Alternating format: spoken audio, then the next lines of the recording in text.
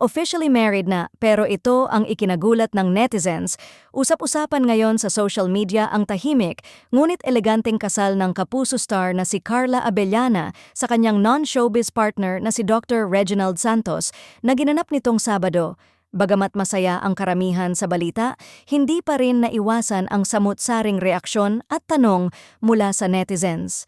Marami ang nagulat dahil biglaan umano ang paglabas ng balita, lalo na't kilala si Carla bilang pribado pagdating sa kanyang personal na buhay matapos ang kanyang mga pinagdaanang kontrobersyal sa nakaraan.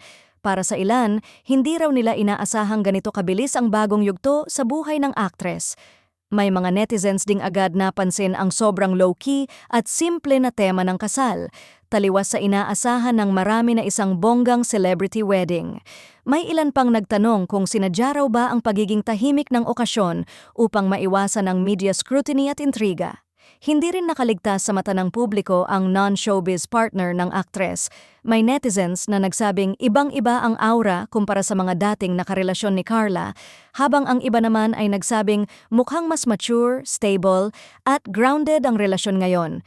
Isang bagay na umano'y hinahanap na raw ng aktres. Gayunpaman, may iilan pa ring nagbalik tanaw sa nakaraan ni Carla, dahilan upang muling mabuksan ang diskusyon kung fully healed na raw ba ang aktres bago pumasok sa panibagong commitment. May mga nagsasabing mas deserve niya ngayon ang tahimik at normal na buhay, habang ang iba ay naniniwalang laging may kaakibat na opinyon ang pagiging public figure. Sa kabila ng lahat, nangingibabaw pa rin ang mensahe ng maraming fans, kaligayahan at bagong simula. Para sa kanila, malinaw na mas pinili ni Carla ang isang buhay na mas malayo sa spotlight ngunit mas malapit sa tunay na kapayapaan.